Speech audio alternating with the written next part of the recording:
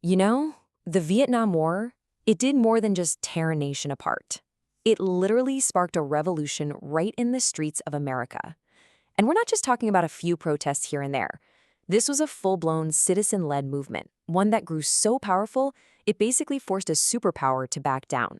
So in this explainer, we're going to dig into exactly how a generation of activists completely changed the course of American history. I mean, think about it. It's the ultimate David versus Goliath story, right?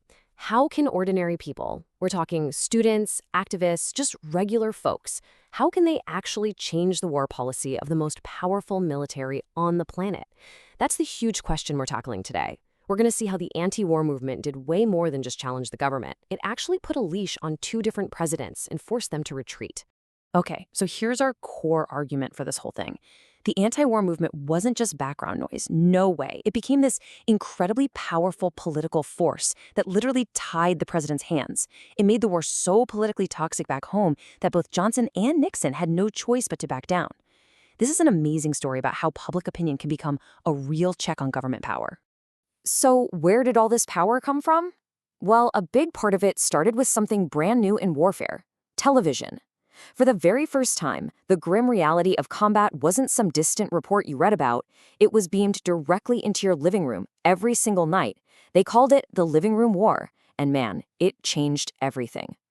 And this created what historians now call the credibility gap. See, you had the government in official press briefings saying, "We're making steady progress." But then on the nightly news, Americans were seeing these raw images of chaos and violence. This gap became a giant chasm during the 1968 Tet Offensive. Now, technically, it was a military win for the U.S., but the shocking footage made the government's reports look like total propaganda. And this was the turning point. Walter Cronkite, known as the most trusted man in America, delivered this verdict on national TV. It was an absolute bombshell. If Cronkite was saying the war was a stalemate, it gave the protest movement this huge surge of legitimacy. All of a sudden, questioning the war wasn't some radical idea anymore. It was mainstream. So, building on this growing public doubt, activists got really smart. They targeted two things that hit Americans right where they lived: the military draft, which was taking their sons, and the economic cost, which was draining their wallets. The draft was a huge pressure point. You had groups like Students for a Democratic Society, or SDS, organizing these massive campus protests. The public burning of draft cards became this iconic, defiant act of civil disobedience. And this created a real crisis back home. I mean, for the government, how do you keep drafting young men to fight an increasingly unpopular war? It was becoming politically impossible. The movement also did a brilliant job framing the economic cost. Their argument was powerful and simple. All the billions being spent on bombs in Vietnam were being stolen from President Johnson's Great Society, his really ambitious plan to fight poverty and injustice at home. The message was crystal clear. You can have progress here at home, or you can have this war. You can't have both. And President Johnson? He knew it. He absolutely knew it. In private, he called Vietnam that bitch of a war because he could see it was completely derailing everything he wanted to achieve domestically. This incredible pressure, fueled by the anti-war movement, was a direct reason for his shocking decision not to run for re-election in 1968. The political price tag had just gotten too high. Okay, so Johnson is out and Richard Nixon comes into office with a totally new playbook. Instead of trying to engage with the protesters, he tried to just discredit them.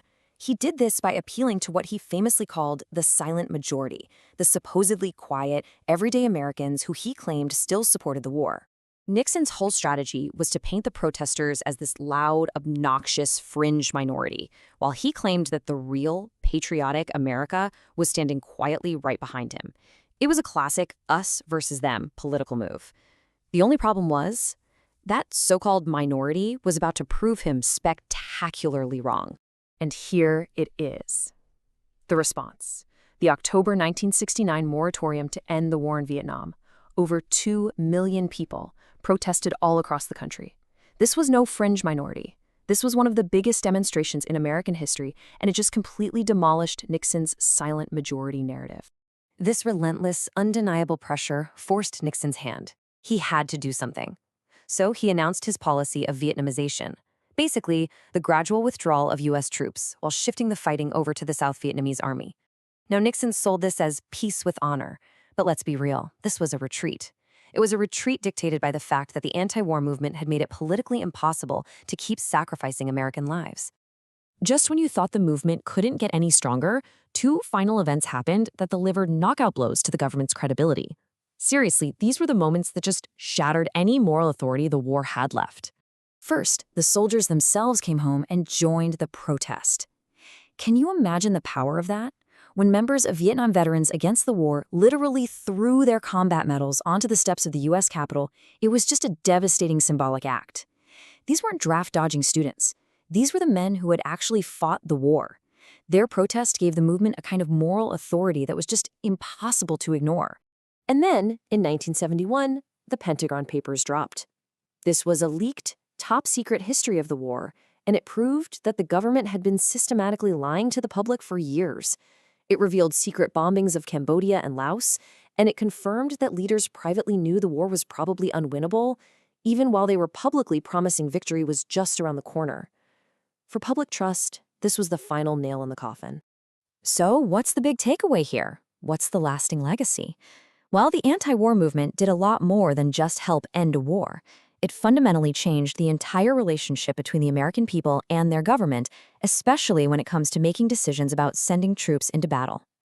This might be the movement's greatest achievement. It took the war from being some distant foreign policy issue and turned it into an urgent crisis right at home. It totally flipped the script. No longer did citizens have to justify why they were against the war. Instead, the government had to justify why the war should continue. That is a massive shift of power in a democracy. And that leaves us with a really critical lesson for today. The Vietnam anti-war movement proved that in a democracy, a government just can't sustain a long, costly war without the consent of its people. So that brings us to now. What does this history teach us about the power and maybe the responsibility of public opinion in our own modern age?